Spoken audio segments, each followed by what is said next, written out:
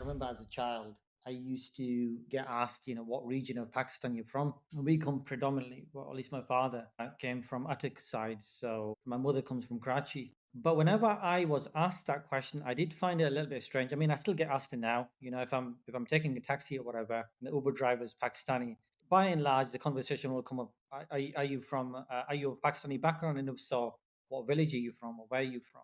But anyway, I've always found that question quite strange, right? Because and this is probably another topic for another podcast as well, but it's worthwhile at least delving into it. That I'm born and bred in this country, right? So all of my memories, all my experiences, predominantly have been in this country, right? And I think that's what has formed most of my identity.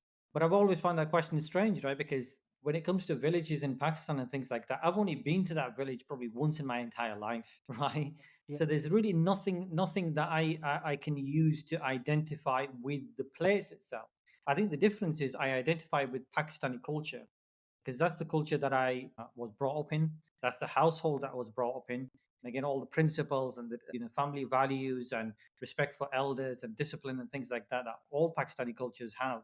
And again, it's not specific to Pakistani cultures, but I can only talk of that one. So it was very difficult for me to identify with the place that is Pakistan, but I do identify with the culture. If that makes any sense. And I've always felt British because that's my identity, right? That's the culmination of all of my experiences and most of my memories. So but anyway, I don't think I've ever experienced that. For me, I mean, in fact, going back to the whole kind of taxi driver example, when another taxi driver was saying to me, look, that it's interesting that you still come from that second generation where you still have some attachment to kind of Pakistani heritage. But if you ask that same question now to third, fourth generation Pakistanis, sometimes they can get quite offended, right? Because it's not something that they have any real understanding of.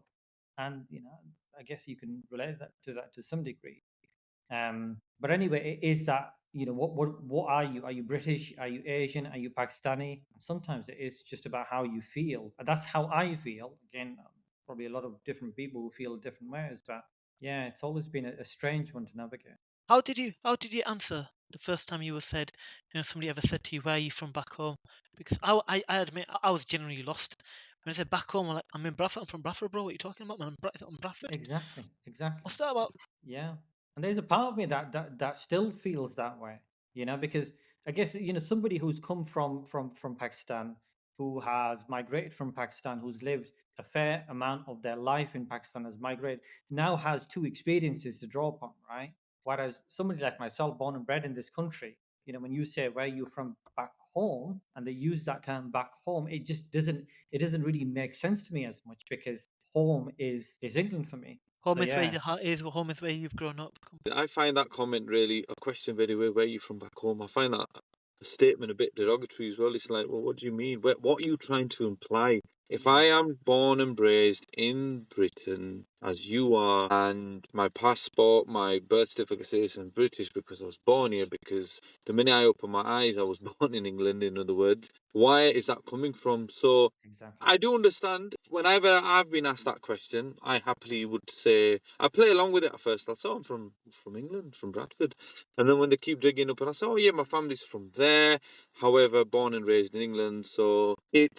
I think sometimes I don't see it as being a negative question. I find it strange, but then it's almost like they are interested to know about your cultural background and heritage, which it's fine by me because at that point I can champion the positive sides of Pakistan by saying, look, it's an up and coming country. There's so much development going on there. Granted, it's not had the best of rep at the moment, what's been portrayed in the news. However, there are some really good entrepreneurs there. There's a lot of good coming out from the Indian subcontinent, including the Indian subcontinent, because there's India and that, there's Bangladesh and that involved, and all those areas and those regions. So we need to be proud of both dual heritage, dual identity. So yeah, I am proud to be British because this is my country and I take a stake on it because I was born here and I have the values instilled in me. Also, I'm proud to have that dual nationality heritage where I would say, yeah, my parents are Pakistani. Like, I still cling on to the language, bringing onto the past what we talked about holding on to your language, and I hold on to it daily and I do speak to my mum and my daughters at home in Urdu. So yeah, We should be proud of our dual heritage because that's unique in itself. It is. Fantastic point. And you know what? It's interesting because if I was to be asked that question up until I was young, up until a few years ago, I would be spot on exactly how you both have said. I think life experiences and recently that thinking has swayed, and I'm now more in this bubble without actually questioning actually where is home, where the heart is, and pretty much going through those questions about what is my cultural identity. And remember, your cultural identity isn't necessarily just your city, your country, or your parents' country of origin. Also can be associated around your occupation, work community, your workplace, and it's that combined fusion that triggers people.